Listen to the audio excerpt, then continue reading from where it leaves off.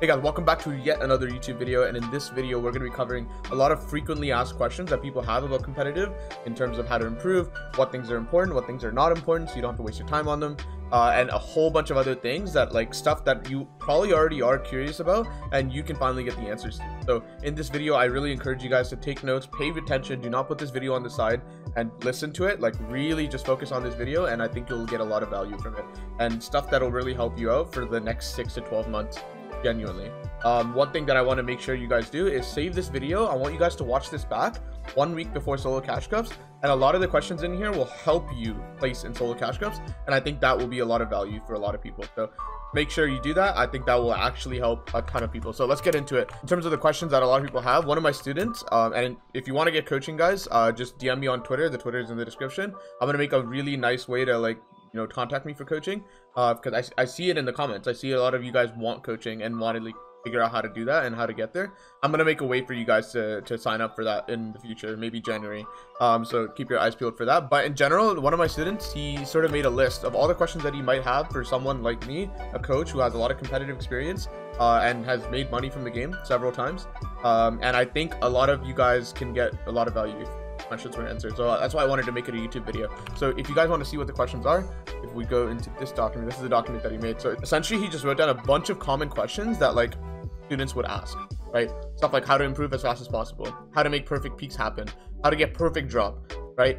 Things that a lot of people who are like either new into competitive or have been playing competitive for like a year but don't have like that pro level experience really want to get answers so they can accelerate their learning and get to that next level.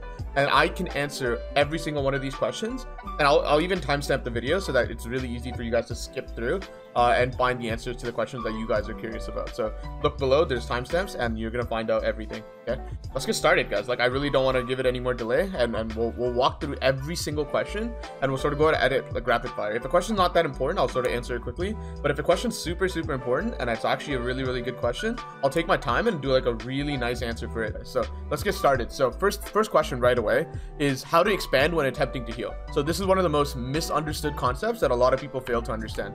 So let's talk about it. So if a really good player is aggressing onto your box, what they're most likely going to do is this concept called diagonal box fighting. This is something that I already talk about for a lot of videos at this point. So one of the things that you want to do, right, if he's on this side, if the enemy is in wood and you're in the brick and you're like, let's say 50 HP and you want to expand because he's smacking on your wall, let's say he's smacking on this wall and he gets it, right? If he gets this wall, if you're in the box, what you're going to do is flip the cone and make sure you do not do either of these edits to go out, right? The reason is obviously he owns this wall. So if he owns this wall, you're going towards him. If you want to heal, you want to make the space in between you and your opponent bigger, right? Because you want to get away from him, you want to run, you want to make it as hard as possible for the enemy to reach you, so you have that time to pop those heals. Makes sense? So this is a bad edit in terms of direction, right? You don't want to go this way, obviously, because there's an edit here. But another thing that a lot of people don't really get is you don't want to go up here either, right? Because usually when they get this wall and they see that you flipped your cone, and then they even potentially see you walking up it or hear you walking up it, they're gonna do this, right? And then edit and then shoot you. And that's not ideal, right? You don't want to be in this situation where you're going towards them. Just stop going towards them, guys. If you want to heal, make the space bigger. And the way that you do that, right, is this very simple rule of thumb that I apply in terms of defensive box fighting. And it's very simple. Expand in opposite direction. So how to expand when looting. So let me explain this because a lot of people don't understand this either. So there's two main scenarios, right? I don't like looting in one box because if someone wants to third party you because they see the loot, it's really nice to have two boxes in general, so you can have a backup option.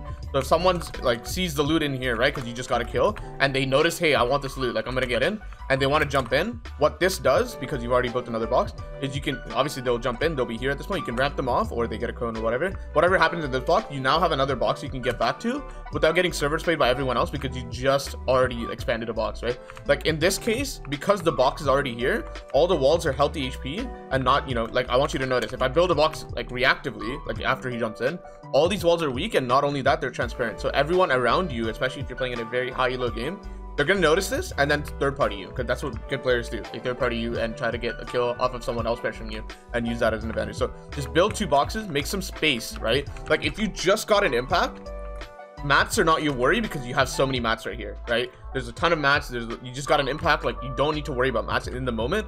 Your biggest worry in that very specific time window is to make sure you're safe, right? So then in that case, you just need to build a lot of space, come back, and then look at your mats. So I always say build space, then loot. So let me talk about the second scenario. Okay, if you're in a situation where you got a kill by jumping into someone's box, let's say in an end game, right? The brick is the enemy, and you lasered him and he just got into this position, and you're in moving zones and you're following him, right? He's in that box. He's like 1 HP because you lasered him in his back, like on the way to the moving zone. And then you like tarp out, edit, pickaxe once, and then get in, right? And then you get in, you shoot him. Obviously, he's going to try to replace, and you phase through his wall. So all these walls are going to be his. As soon as you fight and aim duel him, what's going to happen is you don't have edits. So instead of looting, right, instead of sitting here and looting, this is a very common mistake that everyone does, and it gets them killed so many different times. You need to really hurry up and spray out a wall, and then make your own box right here, right? And what that does is that gives you edit privileges in case someone else comes along and third parties you. Because the worst case scenario is that you're like this, and then someone pressures your wall right here, and guess what? You have no edits because you didn't preemptively make a box. If you spend all your time looting, you're gonna be stuck in a situation where if someone wants to third party you or 50-50 you don't have an exit plan. In this case, because you made out another box, you're gonna have an exit plan, and that's the whole point of this idea. You really need to spray out, right? Spray out an enemy wall, make a box just like this, and this will give you edit privileges, so you have an exit plan. You have a plan B in case someone third parties you, because usually when they see loot, they want a third party, and if they successfully do that, they get 2 people's worth of loot, and that's why people third party you, right? You're distracted, you're maybe low HP, half your guns are not reloaded, and they're gonna want to third party you, so you're very high susceptibility to that idea. Like, people are gonna want to jump in, right? They see so many mats in here, so this is your first priority. Like, as soon as you aim duel him, right, spray him out. Biggest thing you need to do, break this out, make another box, and then now you're going to save space. Make sense? That's what you should do when you're looting, is you always want to prioritize making sure you have edits. What tarps to learn? I would start with the basics, right? Very simple stuff is straight tarp, right? So let's talk about it. I'll actually go in the game and talk about what tarps you should learn. The straight tarp is something like this, right? And occasionally you want to block your back like that with the backwards ramp. Block again. And be able to switch your mats occasionally, because some cases it's better to use wood early because you're not getting focus, and then some cases it's better to use brick, and then say maybe you're like really close proximity to a lot of people, so in this case it's better to use metal. Make sense?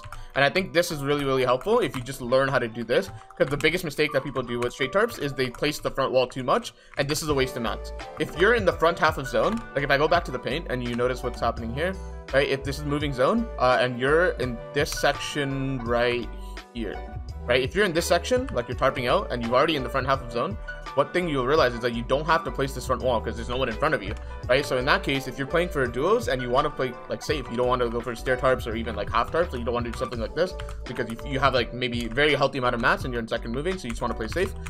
In this case, it's just better to straight tarp and then do not place this front wall, because there's no threat in front of you, so why are you worried about that, right?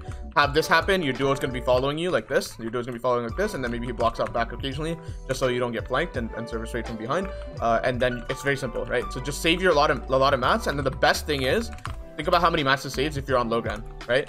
So if you're like this and you're not placing the floor at all and you're not placing the front, think about how many mats it saves, and then your teammate is just going to be blocking off back for you, just so you stay compartmentalized and you don't have this huge long tunnel. You'll notice this is very vulnerable if someone breaks in the back and then beams you all the way from the back. So your duo should always be doing this every now and then, right? Just create some layers and make it very hard. Even though it's metal, it's very nice to keep it metal so that it's hard to spray out. You have a bigger time window for someone if they try to spray through this, which is really nice. You want to have that hard metal in the back, right? And that's going to help you out a lot. So this is one tarp you should learn. The other tarp you should learn, and I want to sort of mention something. If you're doing this tarp, which is the diagonal tarp, this is the next tarp you should learn. This is good to know mechanically, because it's always good to know. This is the hardest one.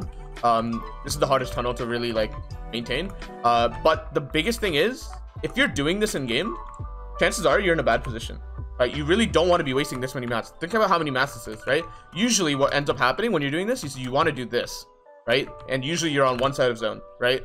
You sort of want to be either right here, right? You either want to be on the left side, just like this tunnel right here, or you want to be on the right side, just so you can do half tarps like this, right? And then that's going to be helpful. Let's say zone moves like this way, zone's moving this way, and if you're tarping on this side, right, like this, I'll show you what that looks like in game. you just want to be using half tarps, right? It can be diagonal. If you do half tarps like this, and then occasionally your teammate blocks up back, this is way more mat efficient. And the biggest thing about mat efficiency, even though this doesn't seem safe, it actually is safer in the long term, just because of the simple fact that you're conserving a lot of mats. This then elongates your necessity to go for an impact. It like sort of pushes it back. You're almost procrastinating it, right? Just because of the fact that you're saving a lot more mats, right? You're saving a lot more mats by doing this, and then you don't have to get an impact as soon as possible. You have to understand, impacts are risky. Like, going for a fight is risky, and you don't want to go for a fight if you don't have to. And the best way to do that is mat conserve, right? Just like this. And then you can practice this, right? And really make sure that it's clean and smooth. And if you're ever doing half tarps like this safely, and like no one's to your left, chances are you're in a good position, as long as you don't get cut off in front. Make sense? So just like understand, when you're practicing tarps, you should be practicing like this, just so it's more mechanically challenging. But then you should also understand that it's like, probably you're in a bad position if you're doing this in game. You should probably switch up your positioning in terms of where you are relative to the rest of the lobby if you're doing something like this, because this is very, very mat expensive, right? You don't want to do this if possible. It is way too many mats. I mean, same thing goes for the straight tarp, right? There are times when you want to do the straight tarp, but like if you can avoid it and maybe go to the left side of zone, right? Go over to the left, and then having this ability, this would be way nicer for map conserve. And then once you get to the front, you can actually, this whole side's open, you can just hold this side and sort of spray at people, so that even if there's people over here, they sort of like will get griefed, and they don't want to challenge you. So once you get ahead, you place this wall so no one sprays you from the back, and you look back here with your duo, and anyone that shows up on this dead side is going to be really nice to spray at, and sort of get them off this side. So you stay leftmost. I call it leftmost and rightmost, and those positions are really, really nice to have, because it gives you the ability to do these half tarps really safely. Obviously, if you're in the middle of zone and there's people to your left and right, it's better to do this, but I would start working towards a position where you don't have to, right? So you don't get sprayed from the left, and then you have the ability to conserve mats like this. That's what I would suggest. Okay, those two tarps are really important. Obviously, learn stair tarps. I'm not going to show you how to do this. I'm sure everyone knows how to do that. I mean, one thing I would say about stair tarps is when you do them, a lot of people look down like this. This is bad, right? Because there's a lack of awareness. I like this better. Notice how I'm looking up. It's like when you're playing soccer and you're looking at the ball, like you're looking at your feet. That's a bad habit, right? Because you don't have good awareness around you. You really want to be looking up. Keep your head up. Keep your eyes on the front of you. Yeah, it's like driving while looking down. That makes no sense. Like, you don't even know where you're going. So look like this. Notice how I have way better awareness when I'm doing this, right? Place wall. So floor, wall, ramp, as compared to, or even worse. Right, so pay attention to how you're actually doing the stair tarps, because there's ways in terms of how you do the stair tarp can improve your awareness, right? So just pay attention to that. That's going to help you out a lot. Okay, these are the main tarps you really want to know. Other than that, there's not much else. All the other tarps that you really want to know, it's pretty useless. I mean, the one other last thing that I sort of forgot to tell you is just understand how to layer change, right? And you sort of want to do half tarps like this. Again, that's what I'm talking about. So if you want to layer change and you're doing full tarps like this, chances are you're in a bad position. The only time you should really do this if it pulls max up a hill, like a huge mountain. If it's pulling up Mount Everest, you really want to do this and just build, right? Like, just don't worry about mats. Get up the hill. Chances are 80% of the lobby is going to die in the next 10 seconds. And you'll get a ton of placement if you just do this, right? So understand that as well. But like when you're practicing mechanically, again, do the full tarp, so it's harder. But then when you're in game, right, and you're in game and you want to change layer, chances are you want to do either this or this, right? Conserving mats. And if you're not able to do that, chances are your positioning's bad. Change your positioning relative to the rest of the lobby, and you'll have an easier time finding opportunities to save mats on one side. Okay, next question. How to learn tarps. This is very easy. Anything you do in creative, you want to just practice, but more importantly, practice it on a consistent basis, right? So it's so much better to do 30 minutes a day than 3 hours in one day per week. Not only is it more volume, if you really think about it, so like 30 minutes a day over 7 days is way more volume than 3 hours in one day. And not only that, it's way easier to not get burnt out. You're doing a little bit every day, and you're also sleeping in between, and sleeping is very associated with muscle memory and learning. And you just want to be doing a little bit and then sleep, and then a little bit and then sleep, and a little bit and sleep, rather than 3 hours sleep and then next 6 days nothing. That's really hard, right? So just I would suggest little bits every day, just like you do Kovacs routine, just like you do game duels, just like you do 90 practice free builds. You do a little bit every day, right? It's so much better. Like, if you can do 3 hours every day, sure, all power to you, right? But if you find that you're doing 3 hours a day and then getting burnt out and not doing it the next day, you need to reduce your time so you can do it more consistently each day. That is a way better approach to learning anything muscle memory or mechanically related. Okay, what 90s to learn? 90s are overrated and competitive. Just learn very simple 90s. right? This is how I 90, literally. But honestly, I'm not kidding. I barely 90 in competitive, ever. I barely do this. The only time I do this is if I'm ever cranking for height, and you'll notice that's a very niche situation that doesn't happen that commonly. But when it does, obviously, you just want a 90. You can learn like safe 90s like this, so protected 90s. You see, like I'm not even comfortable on protected 90s because I don't practice that. It's not important. So just learn basic 90s, guys. Like literally the most basic 90s, just learn that, and you'll find that it's literally the only one you need. Like 90s are very overrated and competitive, in my personal opinion. Don't spend too much time on that. Learn how to tarp and learn positioning in moving zones, and that's going to be way more helpful for you. Make sense? Building techniques useful for fighting. Reboxing is one of the most important things for fighting, right?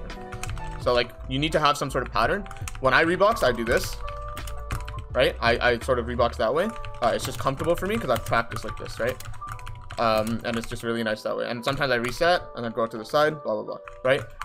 What you want to do is make up your routine for whatever way that you want to rebox. You want to rebox in whatever way you can. The most important thing is practice it enough so it becomes so comfortable. So you can do it fast, right? Just like that. And I think a lot of people need to practice it a lot more than they do already. Reboxing is so important. You have to understand what is the scenario that you're reboxing in, right? It's usually when you're low and the opponent is pressuring you very hard. These are very risky situations where you cannot mess up. If you're gonna mess up an edit, it cannot be in this situation. So that's why reboxing must be practiced a lot, because if you mess up in that situation, you're dead. The difference is huge, right? And if you don't mess up, then you get a mini off, right? And then when they smack on this wall, I'm gonna go opposite direction, rebox here, they're gonna smack on this wall, let me go back into my old tarp. Like, this is nice, right? And the main reason is that I'm not messing up edits, I'm not messing up the rebox. A lot of people rebox and then they I don't know, they just don't feel comfortable when they're doing it, right? And then that's not good, because then if you're not comfortable, you're probably gonna make a mistake. And if you make a mechanical mistake in this situation, you're dead. So definitely practice that. It's very, very important, okay? Make sure you're able to do edits while you're really close to the wall, because a lot of situations, people struggle with edits when they're hugging it, right? Because you have to make such a big, wide motion when you're close as compared to when I'm back here. Notice this. I can do that. Whereas here, it's really hard to do this. It's like awkward. I have to move my arm more than my wrist, and I have to like sort of like move more, right? As compared to when I'm back here. Way easier to do edits when you're further back. That's why it's easier to do this as compared to like this. This is awkward, right? It's hard. I might sometimes hit this middle tile. It's really, really more difficult. So get comfortable with the idea of doing wall edits on angles, or even stair edits on angles, right? Like if I want to edit the stair and edit it from here, it's a little bit awkward and harder as compared to if I'm on the stair, right? Get those weird angles down and try to be comfortable with that too, because sometimes you have to edit a weird angle and you need to be comfortable with that as well. Make sense? That's basically that question. How to find resources to learn building techniques. Like I don't make videos on how to rebox, but I tell you that it's important, right? So maybe I should make a video on that. This is very good. This is a good question, because I don't think there's a lot of resources on the important building techniques. I think Raiders is really good. Go watch Raiders, go watch his piece control map, and even if you don't understand the very specific concepts, practice Raiders piece control map every single day. It has helped me personally. It is not even like like he told me to say this. Like, this is my personal experience, obviously, right? Just practice those maps, man. They're so good. They're so good, right? You don't have to learn the very specifics, details on like why it's good. It helps you piece control. It helps you piece control behind cover, because the bots actually shoot you. And if you do that 30 minutes a day, you'll find a lot of like comfortability with building, right? It's called Raiders piece control map, but they help with way more than just piece control, even though piece control is also important. Makes sense? Like they help so much with in terms of comfortability with edits, in terms of building on weird angles, in terms of full boxing people, in terms of, you know, editing a stair from like a different angle. It's so nice. And it also helps with peaks, because there's bots that shoot at you. So if you're opening a window and you're getting shot by the bot, it's telling you something. It's telling you that you're making a dry peek. It's telling you that you're potentially, you know, not sitting to the left of the window as you make the window. You should think about these things, right? Raiders piece control map is an all-around really good practice map. I think that's a really good resource, honestly. So use that to your advantage. It's so good. It's literally everyone has access to Raiders piece control map. I don't know why not everyone is doing it. Makes no sense to me. How to do what you've learned. This is good. So basically what he's asking is, how do I apply what I learned in theory, right? Best way to do this is go into either realistics. Realistics is good. It's not as realistic as Soul Arena. However, it's very high rep, right? Meaning if you know what you need to practice, you already know what your mistakes are, and you know them really well. Like this is definitely what my problem is. Like, for example, my issue right now is I don't reload my shotguns right now, right? And I need to reload them more consistently, but also be aware of when they're being reloaded, right? Or like when I have 1 bullet or 0 bullets. And the awareness is the biggest problem. So what I did, I went into realistics I really practiced that one thing. I didn't care if I messed up on anything else, because that wasn't my concern. My concern is I want to fix this one thing as fast as possible, and it's best learned, like any sort of thing that you want to apply, it's best learned at a, you know, one thing at a time sort of basis. Learn that one thing. Once it's fixed and really fixed, then you move on to the next, right? So the best way to do this is like have a list of ideas of things you want to fix, and do them one by one in realistics or solo arena, depending on what you want. Right, so if you want really realistic fights where like farming mats and awareness of like heals and like all these other factors matter, then sure, do solo arena. Problem is, it's going to be lower reps. But in realistic, if you notice you die, you just get hit it back up and you go at it again right away. So that's the power of realistics. It's really nice. So definitely try realistics, but the most important thing is do one thing at a time, and you'll actually improve faster than as compared to doing five different things at a time. Problem with doing 5 different things at a time is you lack focus, right? Which means you're not really like practicing, you're just sort of autopiloting. There's no possible way you can practice 5 different things at a time. It just doesn't make sense. How to win consistently. Okay, so this is a complicated topic, but if I want to put it simply, in solos, you need to go up and find height, because on height you have the ability to wait. And what I mean by that is, like, if you're on height, right, above everyone else, and you're spraying at them, you just watch this number to the top right, right below the minimap, and it's going to say 5 people left, 4 people left, 3 people left. And as soon as it says 3 people left or 4 people left, depending on, you know, how fast the game's dying out, you sort of want to slowly go down, take this angle right here, and look back. And then third party, the 1v1 below you, right? This is why height's really nice in solo arena. However, people take it too early, in my personal opinion. They take it into half and they expect to hold it the whole time. With launch pads in the meta, that's very unlikely. Best time to really do it is second moving, and sort of do the strat where like you're behind. So let's say this is height. I talked about this in a video before. This is the Mr. Savage strat, right? I watched a VOD review from Mr. Savage. He does this so much, and it's really strong. So if this is height up here and I'm down here, notice what I'm gonna do, right? Like I'm back here, maybe I'm tanking Storm and Flops or Med Mist, and I'm coming up like this, right? And the best part about coming up like this is if they're up here, it's really hard for them to actually see you, right? Like I can't tell that someone's coming up. If I really pay attention, sure, but in the middle of a solo endgame, you're not really paying attention. So if you want to retake height, this is the best angle to do it. And height is your win con in solos. Low ground is not as strong in solos as it is in team game modes. There's very obvious reasons for that, but I'll go into that in depth in a later video. But in terms of just solos, height is your win con. There really isn't any other win con, right? That's why people that are really good at cash cuffs, they fight for height in the middle of moving zones. It's really strong. So definitely pay attention to this. What you need to do if you're getting griefed too much, maybe you're getting landed on, is take it a little bit later. You want to be the last person that height turns over to, so then you have all the advantage of height without all the griefing, right? And if you want to take it the middle of second moving or end of second moving or even beginning of third, that's going to be a good time for you if you really don't want to get griefed. But if you feel confident in holding it, take it beginning of second moving. It's a really nice time to take it, right? Best time to take height is like on a transition. What I mean by that is when it's transitioning from first moving into second moving, best time to do it. Because usually, let's say it pulls double max, which means it's coming from here. This is the static zone, so I'm chilling here, right? I'm in zone. And then next zone pulls this way, which means there's a lot of empty space in front of here, and chances are height's just going to go ahead like this. And what that allows you to do, because you're under them, right? Your second height prepared for the height retake. Since they're ahead, you can sort of do the strat that Mr. Savage does. When it pulls back, you're usually gonna have a huge tarp like this. When it pulls back like this, it's very sketch. It's kind of hard to do because they already have everything built. They can just go up like this, and then like you're chilling. They're chilling. It's still possible. It's just a little bit harder. So basically, I think that covers it for solos. In terms of duos, right? A lot of people think that low ground isn't strong in duos. I think it's really good. You're just gonna have to be really good together with your teammate. You just need to understand that you need to play together. If you ever split up, duos is a game mode, especially even in trios, honestly. But duos is more so of a game mode where you need to stay together. It really is. You cannot split up, right? If you get 2v1, you're dead. Like, it doesn't matter how good you are. Like, it's really hard to 2v1. And sometimes it'll happen, but usually it's because they made a mistake and not because you outplayed them, right? So definitely watch out for 2v1s. It's not up to you whether you win them. If you're facing a good player in a 1v2, you can't outplay them. So the best way to fix it is to just play with your teammate, right? Stay together with your teammate, be within like one box of each other. Like, if I'm here, my teammate better be here. If he's like all the way over there, we're split, right? Understand that. Like, obviously you can do that in small short bursts. Like, I can be over here and he's standing over there, sure. Maybe in a tunnel it makes more sense to be together. On height, you're sort of okay to split up a little bit because you're really safe on height. But in terms of like mid ground in a tunnel, stay together, man. Like, a lot of people have harpoons, a lot of people have double SMGs. They're gonna spray through your walls and surprise you faster than you've ever been surprised before, right? So if you're even split, like I'm standing here and he's standing there, and someone jumps in through this box and then blocks us off with these two walls, now we're split.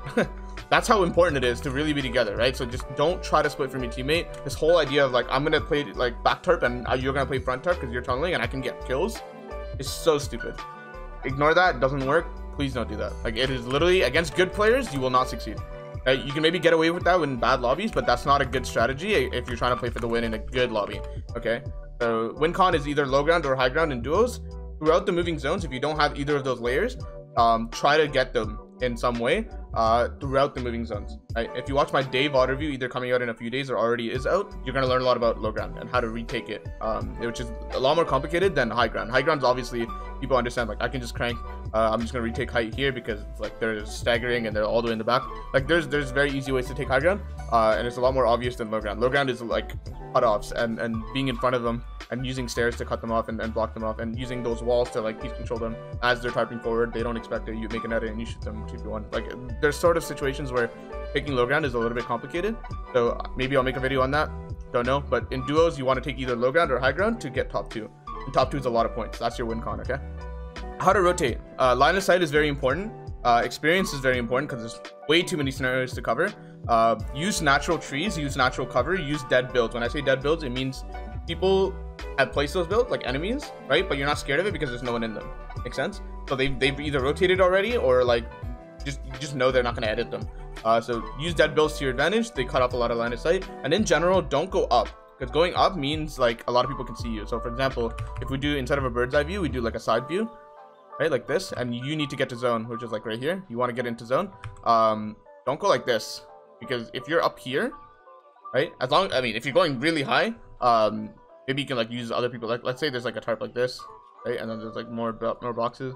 Sure, you can use this sort of and like be up here, more elevated. Sure, that's fine. But if you're just like, if this is the scenario, right, and you're doing like something crazy, like you're going up high, it's very sketch. A lot of people can see you. So if you want to limit LOS, you sort of want to be lower. And that's going to limit a lot of lines of sight, and you can be a lot more safer on your rotate. Maybe where you base up can be on height, right? But like do something like this instead of, make sense? Like go low so that no one's shooting you here in this section, and then once you want to go up, you ramp up, right? But like if you ramp up super early and then go like this, a lot of people see you. This is how you get service paid, right? Especially coming in late. So watch out for that. That's how you rotate in general. Like, obviously rotate's a very complicated topic, a very hard skill to learn, very important skill to learn. It's how you stay alive in complicated lobbies and very stacked lobbies. But I'll make a video on that. I'll make good videos on that. But like this is a very simple answer to it. Like, but it doesn't do it justice. Like rotates are very hard. It's a lot more complicated than that, right? You have to take into terrain into account. You have to take into like, how do I steal tarps? Like all these little things matter. And rotates in zones 1 to 5 is so different compared to rotates in moving zone. But in general, stuff that applies to all rotates is line of sight. Try to limit line of sight. Try to stay to one side so you only get sprayed from the right instead of getting sprayed from both sides. All these little things matter, and understand. A dead side is really helpful in general for rotates. But understand some situations, like dead side is really open to line of sight from a lot of people. So sometimes dead side isn't the answer. That's why it's complicated. That's why it's hard to answer this question in 1 sentence, 2 sentences, right? But I'm trying to do it justice by just telling you line of sight is one of the most important things. Rotates. You want to limit line of sight, but you also want to build in wood, ideally, if you're rotating across like in zones 1 to 5. How to make it to endgame. Learn how to rotate properly. Right? That's the best way to do it. Because bad rotates not only use a lot of mats, they use a lot of heals, and they get you scuffed, right? So if you don't know how to rotate, you won't make it to endgame. But if you know how to rotate really well from each zone to zone, you're going to do really good in terms of consistency to getting to endgame, okay? How to win endgame. Same question as this, quite literally. How to win off spawn. 2 different things you can do off spawn, right? Loot cutoffs, right? So for example, if we pull up the Fortnite map, and let's pick any POI. Let's literally go Greasy Girl. Let's say the enemies, right? They're landing here and here. What you want to do, right, is if you want to like on the macro just like out loot them and win this off spawn, is land like here and here, and then like eventually really quickly rotate towards each other so you're together, and then that way you own this, and then they own this, right? So like these are the cutoffs, right? And they're obviously making a mistake landing on edge here because this is possible, and then you can exploit them that way. But you also have to understand there's another way to like win off spawn. This is the first way, right? It's cut off, so you have more loot than them. The second way is to out tempo them. And out tempo just means like you get the loot faster. It's a more condensed area of loot, so you can get the loot really quick, and then you can push them. Even though, let's say they have a ton of area, right? Like let me give you a good example of like out tempo. Let's say someone like in a solo match, right? Someone lands here and you land here. Your loot is way more condensed. There's a lot more floor spawns and chests, but not only that, they're all really close together. So if you're very efficient in looting, you can get way more loot faster. Your rate of looting is faster as compared to him. He has like 2 chests and like 1 floor spawn, but he's getting them very slowly. You can get like 3-4 chests before he gets like 2. And then what if you know that, right? If you know your loot is way more condensed than he has, because obviously after he gets those 2 chests, he has to walk a big distance to get to the next house, right? So that takes a lot of time. What you can do is get them, pop shields, have a shotgun, and push him, because you know you have more loot. The name of the game for Ospawn, the most important thing is game sense around loot, right? You want to out loot them, and if you can out loot them, you'll win the fight most likely. Obviously, the big factor of fighting is like knowing how to fight properly and doing right hand peeks and naturally around normal cover. But I think one of the biggest things is just out loot them. This is the name of the game for Ospawn, right? If you can out loot them, then you win. Third tip is win the job. So let's say the most important building through your experience after landing here 100 times is main. You find that if you land main together successfully and you beat them on the job, you find that you win. So in this case, just practice your drop for main and try gliding here. Obviously, if you glide in and you find that they have a lower drop, don't just try to contest, like pull off, because it's better to pull off than 50-50 and lose. Especially when you can clearly see they have a better glide than you. So don't try to like 50-50 all the time. Like practice getting a good glide so you get a better glide most of the time. And then when you don't accidentally, you know, like maybe you mess up your glide, when you don't get a good glide, pull off. And maybe you want to get this and this and just leave, right? Because they have a better drop for main and they're probably going to have better tempo and better loot if they get all of this, right? So watch out for that. So fourth tip is to scout, right? So as you're gliding in, you really need to scout and make sure that you understand where they're landing, right? It's very, very important. Because a lot of people, they try to land at a POI and then they don't know where the enemies are. How is that possible?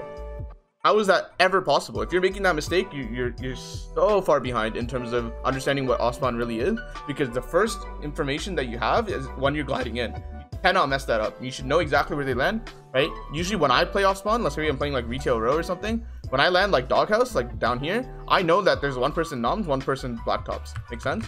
Like I know exactly where they started. Maybe I don't know where they are in like 30 seconds from now. Maybe they can go in like either direction, but at least I know where they started, and that gives me like a good idea of where their options are. Maybe they can go here, they can go here, so I can expect where they're coming from. The fifth tip, very important tip for Ospawn, is you want to have the first move, right? And this is where tempo comes in. If you have the first move on them, usually is you're gonna start with the beam, right? You can sneak around. Maybe I want to push Greasy main, right? Maybe I didn't get the best job. I got out here, and I have first move because I found shield really quickly and shotgun really quickly, right? So I'm gonna go from this house, go around the side like this, right, and sit like right here. And then as they're like coming out, they know I started here, right? So they're gonna come out the back and try to like sneakily come here. They will not expect you here at all. And then you just get a really nice beam. Your teammates positioned like right here, for example, behind the wall. You get a really nice beam and you engage. And you start with a huge HP advantage. You should win the fight right there, right? So having first move and surprising with the beam is really, really nice. It's something that literally is so historical to Fortnite. Bizzle used to do this in Dusty Divot way back when. I literally contested Bizzle at Dusty Divot in some games when I got into the first lobby of Prac, and this is what he would do. He would loot up and then go around the metal walls on the side, if you remember, and he would go for a beam, and you'd always get a beam on me, and you'd straight up just win the fight because of HP advantage and how much, like, you have to understand, there's not that much shield off spawn. So if you get a beam, it's not only like a tempo advantage because like you're pushing them while they have to heal, but sometimes they don't even have heals. And they have to invest way too many mats trying to heal if they have them, and then you just win the loot war at that point. So get that first beam, you'll win so many fights off of that. Best way to like really do that is go around this perimeter, right? You don't want to do this. Right? You could be seen from here, you can be seen from here. It's really awkward. So go around the sides, right? Go like this. Go like out of the POI if you have to. Like if I draw a Dusty Divot, right? If this is the wall, like let me go to a blank spot actually, so it's easier to draw. Like if I draw a Dusty Divot, if you really remember from chapter 1, and for those of you guys who don't remember, like Google Dusty Divot, right? This is what like the metal walls look like. Bizzle would literally like loot this side, and I would be like over here, or like whoever he's facing would be over here. Bizzle would literally do this. He would go outside the metal walls and go like sit behind trees, literally, and then go for the beam, and he'd get like 100 damage because his aim is so good. Another aspect of like what you should be training, and then because of that he would have a huge advantage, right? So watch out for that. That is a big factor in terms of winning on spawn. Okay, those are 5 tips. Hopefully that helps, and I think that does that question justice. So how to avoid fighting. Number 1, make space. Number 2, make sure you are getting third parties so they get off of you, and number 3, be super aware so you don't get beamed in the first place. Truth is, in solos and duos, there's some fights you cannot avoid. Right, like if they're too close to you and you're like on dead side or something and there's no third parties available to like get them off of you, chances are they will fight you until someone dies. This is why fighting is so important, right? Because you could have the best game sense in the world in terms of rotates, in terms of like the macro of the game, but if you're not mechanically a good fighter, if you don't have good micro, it's gonna be really, really hard for you to succeed in this game, because it's like playing Hunger Games or like being in the Hunger Games movie, but you're like a little like timid girl who like just can't fight anyone, right? And it's really, really hard for you to actually do anything at that point. You could have like really, really good game plan in terms of like how to survive in the Hunger Games, but if you don't know how to fight, you will lose, right? And it's gonna be really, really hard to survive. Essentially, that's what Fortnite is. You want to survive, and if you want to survive, you need good fighting skills. So learn how to fight, because truth is some fights are just not avoidable. Now in terms of like trying to get them off of you, maybe they got a beam on you and they have like a 150 HP advantage. Sometimes they won't let you heal because they understand like, hey, I don't want to let this guy heal. I'm going to pressure him until he either runs out of mats or just goes for a bad peek on me and win. The best way to really get them off is two things: pre-fires and really, really good accurate peaks. When I say accurate, I don't mean your aim. Obviously that's important. What I mean is your movement. Because if you're low HP, you're like one shot, you need to make a good peak, right? You cannot be doing mistakes like this, right? Obviously there's more examples in this, but really make accurate movement in terms of peaks, like, right? Like sit behind your cone, but don't sit behind your cone like this, right? Because it's clearly exposed. Just go all the way back like that, right? Like that, and that's going to be a lot better for you in terms of your like not taking damage back, because you can't afford to take damage. You need to get this fight back into a position where you have time to heal. The best ways to do that, if your opponent's actually playing well, is to get damage back on them. So then they have to heal, but they're not going to be like pushing you with 100 whites. Then you have time to heal because they're not going to be pressuring you. Make sense? So sometimes you want to try to heal for sure, right? And then like maybe test your opponent. Like if you're playing defensively, test your opponent, try to pop heals, see what he does. If they're not pressuring you properly and you're able to get the heals off, power to you. But if they're pressuring you properly, chances are and they're doing it really, really well and really fast, chances are you won't have the time to heal. That's just the truth of it, right? So understand that some fights are not avoidable and sometimes you just need to fight them. Like literally, it's so much better to actually go for an attempt that's maybe 20% chance that you're gonna win, rather than just slowly die, right? And not try anything at all. So there's that concept as well. But the only time you're going to be able to like get shots back is if you really understand how to fight properly and make sure you do peeks properly. If you're going to go for a peek or pre-fire, like let's say they're double swinging on this wall, pre-fire, ramp, and leave, or just have a cone before you pre-fire so they can't double piece control you. Make sense? So like if they pressure this wall, right, waiting, he swings, and then I pre-fire, edit, go opposite direction, make another box. Maybe go for like a reset and another edit if you have to, but other than that, this will work out for you. Hopefully that helps in terms of how to avoid fighting. Some fights are not avoidable, but when you can, try to make a lot of distance, right? Use wood, try to make a lot of distance. If you want to heal, the best place to heal is inside natural buildings. Because if you think about it, there's a lot of cover, right? And if they're trying to chase you into the building, you can just go opposite direction and just keep running away. Buildings are really nice to bunker down into. But if you're going to do that, make sure you have an exit plan. If you're stuck in a corner and they cut off your only exit, you're done. They can force the fight. How to get perfect drop? Experience and drop maps, right? You can go into pubs. You don't need custom code for this. Go into pubs and just repeatedly drop, land, check your drop. Was it good or not? And then reset. Just leave the game, reset, and try again. If it's a good drop, mark it down on Fortnite GG just like this, right? Like let's say I'm landing for Greasy Grove. I found out that this drop is really, really good, right? So I'm just gonna mark it, and then you could save it right here. Copy to clipboard. You can do like new save if you have to, and then you copy this and put it in your Discord or somewhere, right? Save this somewhere, and then when you things there. Make sense? This is gonna help you and really make good drops, right? You want to test them out. You can test it with people. That's really good, because then what you can do is like, hey, I'm gonna try this drop, you try this drop based on this bus path, right? And you can just consistently keep testing different drops and find out which ones are the best. And you know, you're just gonna have really good drops after that. So good drop spots. This depends on your playstyle. So split drops are really good if you're not as good as fighting and you like the chess sort of mentality, like, oh, if he does this, I'm going to do this, and you sort of like have a good flow chart in terms of decision making. Split drops are more about strategy, and POIs are really important about, you know, the stuff that I just talked about in the Greasy Grove example for one of these questions in terms of how to win off spawn, right? POIs are really nice because you get a lot of loot. However, they can take a long time to really end the fights quickly, and you will get contested more often on POIs than split drops. So watch out for that. Because you are contesting more loot, right? Like, you're gonna fight for more loot, you better be ready. So good drop spots. I'm not gonna make a very specific answer for that, but the most amount of loot this chapter is somewhere, I think it's logjam, right? Logjam is good, and the raceway at the bottom of the map is really nice as well for POIs. Split drops include llama split. There's a whole bunch of other splits as well. I don't necessarily know the names for them, but these drops will develop. So just pay attention on like Twitter and on Twitch. Watch people's streams. You'll get really good drops just as the chapter develops.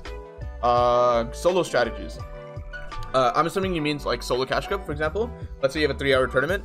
Game 1's very important to win. I would rather get second place and 1 kill rather than die 10th with like 3 or 4, right? So don't fight as much as you do. A lot of people think you need to drop a 10, 15, 20 kill win to even have a chance at making money. That's just not true. I would rather win my first game, right? And chances are, if you really pay attention to your past in terms of solo cash cups, you'll find that your attempts at getting, you know, a lot of kills has gotten you killed in game 1, and then you've choked the entire tournament just because of the fact that you didn't get a lot of points. I'd rather get like 25 points from getting second and 2 kills rather than try to drop like a 20 bomb and then die 30th, which is a waste of time, right? So don't take as many risks as you do. A lot of people in general, a vast majority of people in solo cash cups takes way too many risks, right? So play safer than you already do. If you think you're playing safe, play safer than that, and really pay attention to when your mats get low, because when your mats get low, that's when you play risky. People have it so backwards. They're like 5-5-5 and they're fighting people with like, they have like 2 launch pads, and they really shouldn't be. They should just chill, play placement. You have a coupon for literally 20 points and you're just not redeeming it for no reason, right? So try to really play safer than you already do. And then game 2, game 3, game 4, if your game 1 went super well and you got like 25 to 30 points, game 2, game 3, game 4 is placement if possible, right? You should think about win con. You should think about layers. Solos is height win con, so try to go for height in second moving, and really focus up on getting mobility before that. So if you loot and you don't have mobility, chances are you might have to take a fight or find a good loot path after that to continue to loot until you get some sort of mobility. The mobility includes llama, because that gives you spicy chug. It includes peppers, which is spicy chug essentially, launch pad, right? And there's a whole bunch of other stuff. So if you don't have these and you somehow made it to endgame without getting an impact, right, and you still don't have mobility, chances are your best bet is to steal a launch pad. Let's say you're half-half and first moving shows and you want to rotate into first moving, be elevated in half-half. So if you notice, it's easier to drop down onto a launch pad as compared to ramp up to a launch pad. You'll probably get pumped if you're ramping up. It's very obvious when you're doing that, whereas if there's a launch pad below you, which is very common if you're elevated in the first place, it's really easy to jump down onto the launch pad. If you pay attention, whenever someone full pads and they don't short pad, they don't put a ramp above them, if you just look down, you'll see so many launch pads because it's so exposed, right? Every time there's a launch pad and they full pad, you can see it from above.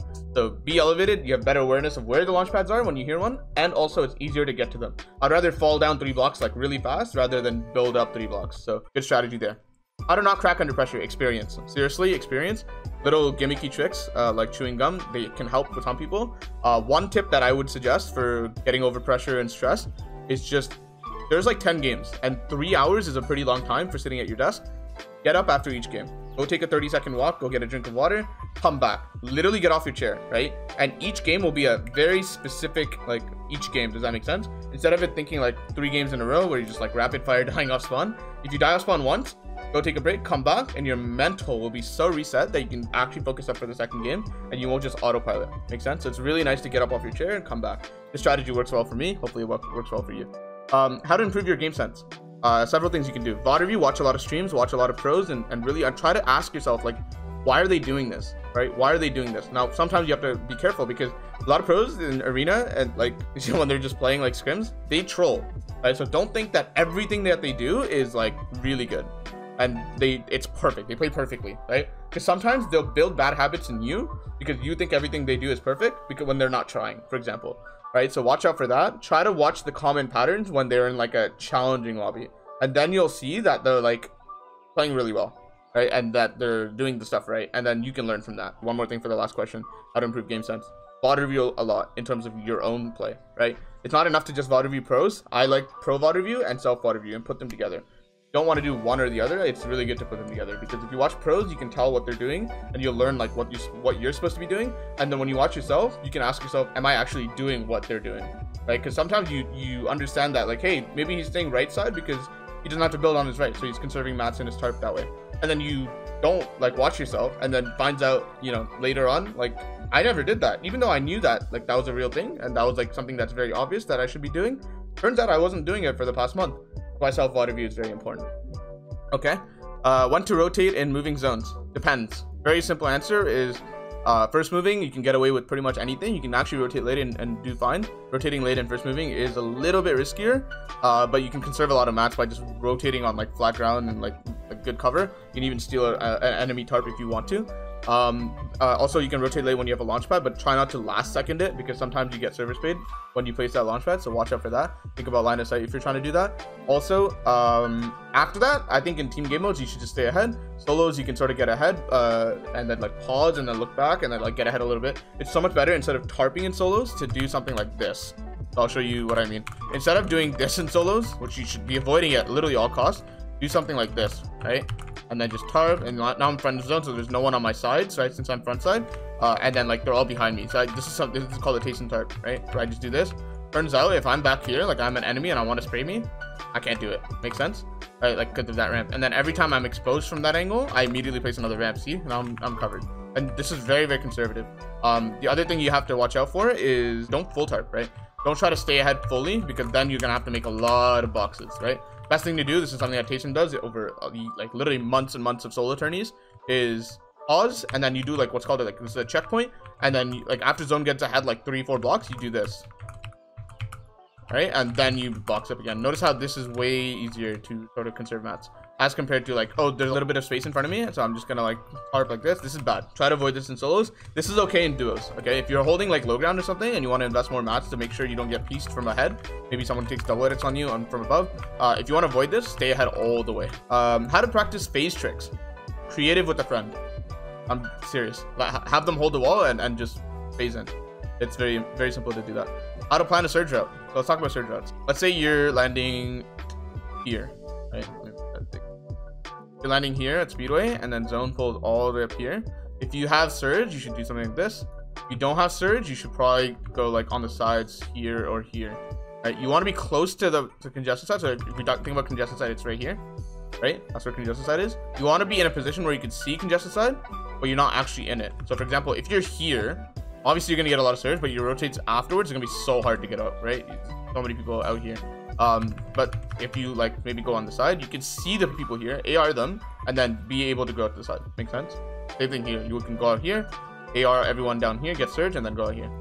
So it really depends. Your rotates depend on how much surge you have in really stacked lobbies, okay? And now let's say you pull zone and you don't have surge. Let's say you're uncon and you don't have surge at all. Let's say you pull zone like this.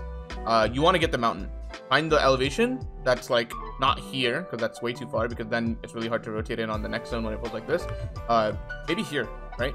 And then when second zone pulls, like either here or here, you're also really close because you're center, even in the worst case scenario. And then you can just get really nice angles on everyone because you're so high up elevated, right? So surge is really nice. So biggest thing about like really good lobbies is make sure you get this place first. You'll find that it's super easy in like quarterfinals or something, because people just don't know how to play the game. They don't race for the elevation. So you can just like quickly even send a duo partner up here early, so he can claim the spot while you finish up looting and then come in later. Makes sense? That's gonna be really nice for you to claim the spot, because the spot is really, really important if it's a high stack surge game. Even if the player quality is not like pros, sometimes the games are stacked. And the best way to get past those is to build up surge. Surge is the best currency in really stacked games. How to adapt to terrain. Best thing about terrain is first awareness of it, right? The biggest problem with terrain is that people are not aware of it, and then that's what gets them killed. The truth is, like, people know how to tarp up a mountain for the most part, at least to a manageable degree, but the problem for most players is they're not aware of it, right? They tarp, and then they tarp too far forward, and then they realize there's a mountain. So what to do when you get beamed? Make a lot of space. If you get, the harder you get beamed, the more metal boxes you need to make. That's a very simple concept. Right? How to deal with SMG. Understand their intentions, right? So like if someone's like spraying at you like what with a close wall like this, all you need to do, since the reload time is really, really close, is you flip a cone so that when he does phase in, you have an extra layer of protection, or like you have a ramp, for example. And just pay attention, and then if he gets in, you need to edit out the side. Hold this, because like chances are when you edit the side, he's just gonna like spray through this. Even better yet, if you're really, really good at this, the reason I said edit out the side is just like easier for most people to do. The best way to do is to wait until he reloads and then just go out the side like this, right? And then like just make another box this way and do the same thing. And then when he gets into your ramp again, he probably heals up a little bit, and you just need to edit out this way. Make sense? So just watch out for that. I think SMG's biggest way to counter them is to understand what they're up to. What are they trying to do? Are they trying to SMG you like this, not try to like, you know, jump in? Are they trying to replace? Because sometimes they like pretend like they're spraying at you, and then they'll replace, edit, and then shoot you more. So watch out for that as well. It's really hard, but the biggest thing that's like just a misconception is SMGs are not strong enough where they can just completely destroy you even if you're a really skilled player. Chances are, if they're beating you with SMG, it's not the SMG, it's that you're bad and you need to improve more. Okay, so please learn that. Please put that in your head, because a lot of people are using SMG meta as an excuse, and it's really bad. It's actually really annoying as a coach, because I feel like it's not even the meta.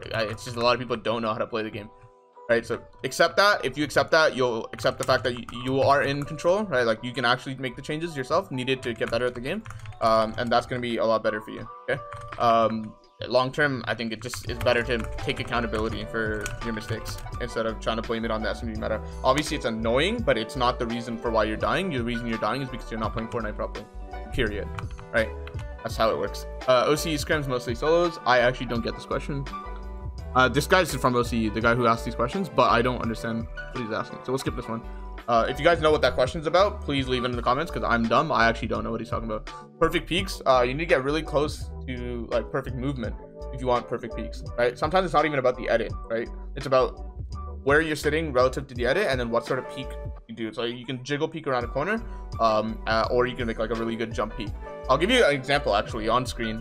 This clip right here is a really good example of good movement relative to the peak. So I'm making like a right hand peek on a diagonal box fighting, and I'm just like jiggle peeking. I'm not wide swinging, I'm jiggle peeking, getting shotgun, and I have huge HP advantage. I commit to the kill, teammate comes along and kill him too, right? Really simple. So watch out for this clip. I think it's a really nice example of good movement. Obviously this guy isn't the best player. He should have reset a long time ago, expanded opposite direction, but he didn't. All good, he dies. How to get a refresh? You can like awareness check a lot of people. So for example, some people will not understand that you got like a double edit above them, so you can do that. But one of the best ways to get a refresh, in my personal opinion, is in general, like, you sort of want to wait for an advantage, either like a good wide edit on someone who doesn't have their gun out, or like HP advantage, or like unawareness from the opponent, so you just get like another, again, HP advantage on them by spraying them in the back. Maybe you're stealing the tarp, for example. There's so many different ways to get a good refresh that I don't think this is answerable in like a one sentence answer. It doesn't do it justice. I'll make good videos on this in the future, so look out for that. But in general, you want to just play for an advantage before you go for a kill. Like, if you just like 50-50 someone, like, chances are that probably won't work. It's not a good % chance play. How to get good map awareness? Land different POIs. Piece control tips. Raiders piece control map. Seriously, helps a lot. And in general, if you want a piece control, the biggest advice that I have for you is do it behind cover. Right? Don't try to expose yourself when you're going for piece control. The biggest bait that a lot of people have when they're trying to full box someone, they make a window and they stand right in front of the window and they get shot and they're like, why did I take damage? I'm like, full boxing this kid. Full boxing the kid comes at a price. You don't have your gun out when you're full boxing him.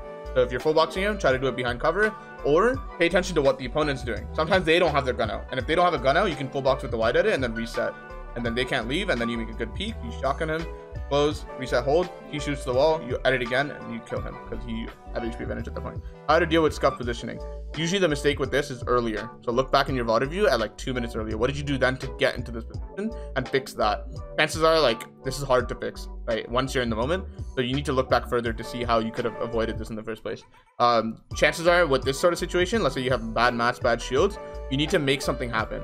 Right, so for example, impacts. If you get a really nice impact and you play really proactively, you're gonna find a position where you've fixed yourself, right? Like, you fixed your loot, you fixed your mats, you're full HP again, and that's because you took a risk and you went for something. It's better to go for something earlier in the game rather than wait out 10 minutes and then be like really scuffed that you died just from it and you just died slowly, right? So try to go for something if you feel like you can't win the game with the loot that you have.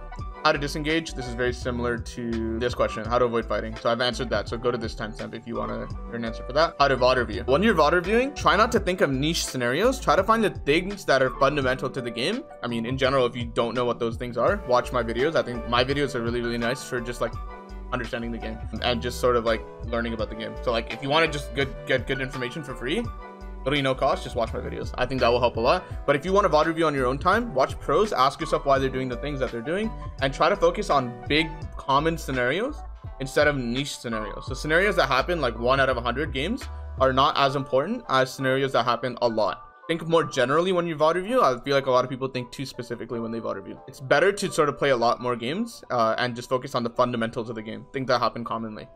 Okay? I think the biggest mistake what people do with VOD review, and I did it myself, that's why I'm saying this, is you think too specifically, right? You think of scenarios that happen so little. Why is there a good point to learning that? It doesn't happen that often, so there's no point. It's better to learn and perfect the parts of the game that happen so often, right? how to improve as fast as possible. Good consistent practice with intentional practice, so don't autopilot while you're practicing, and make sure you're practicing every single day. If you're burnt out, do less practice per day, but do more of it over a long period of time. And the best way to really improve as fast as possible is to get a good network of people who know more than you. Okay, like talk to people, right? Yeah, like if you have literally no network at all, start with East Open or West Open and try to talk to people, and then build your list of contacts up so that at the very top you have people that know more than you. They can teach you, they can, you know, discuss concepts with you, and in general, if you just stay around those sort of people, you'll get better faster. For example, you'll have a resource where you can realistic 1v1 a cracked fighter, like someone way better than you, and I think that's going to help you out a lot, right? I think network is very underrated. Like in Fortnite they call them friend groups, right? But I call it network. You really want to surround yourself with people that are much better than you if possible. You'll just naturally just get to their level, like just by being around them. What building techniques to learn first? This is answered already, I think. 90s are overrated. Tarps are really, really important. Try to focus on that. It'll help a lot. Steps to get first earnings. Oh, overrated. Don't worry about this. Just learn. Get better at the game. Focus on that. This will come as a side effect. And first earnings, like, I don't know why people overvalue this. It's like an achievement that a lot of people value. You should not be thinking about $200. $200 is nothing. Like, screw that. I know for a little kid, 13, 14 years old, it makes like a big difference in their life. You shouldn't care about that. What you should be caring about is get to the best position possible. You need to be thinking Tayson, not $200, guys. You need to be thinking, how do I get to Tayson? And by side effect, you will hit first earnings on the way there, right? And that's a better mentality to think about it, even if you're really, really bad at the game. Even if you have a long way to go to get there. I think it's so much better to think long term, like 3 years in a row. How do I become Tayson? Work backwards, reverse engineer your plan. Like, okay, I'm Tayson in 3 years. What do I need to do in between to get there? And literally write it out. Like, how do I get there? What do I need to be doing every day? What do I need to be doing every week, every month, every year? And build your plan, right? Write it out, brainstorm. Where to go from here? Building, aiming, and peaks. I don't know what these last two questions are. If you guys know this in the comments, please let me know. Other than that, I think this is a very successful video, a very good video. If you want to watch this back, it's literally a big information dump that can totally help you guys out in terms of a lot of different questions, a lot of common questions, a lot of FAQ, frequently asked questions that a lot of people have in the community. And I hope I did a good job of answering them. I think I did. I think this is a lot of information that a lot of people can benefit from. So please leave a like, leave a comment, ask any questions. I'm going to be very active on this video in terms of asking questions, because if you have a lot of questions similar to this, I will be in the comments answering, and I will help you guys out. So please share this video with your friends. I think it'll help them out as well, and it'll help my channel, right? If you want to give back in any way, because this video is free. Obviously I'm making money on this through ads and through monetization, but I think I would love to help as many people as possible. Seriously, the money that I make on this video is like literally nothing. It's like $5-10. It's like whatever, right? That's not important. I want to build on my channel so it reaches as many people as possible. Genuinely, I want to build my brand. I want to make sure that a lot of people know me, and I think this is a good way to do it. Help as many people as possible, and I think that's going to help me as well. It's a good trade, right? Because you guys are getting this for free. So share it as many people as possible if you want to support my channel, and hopefully this helped you. Thank you guys so much for watching, and I'll see you guys next time.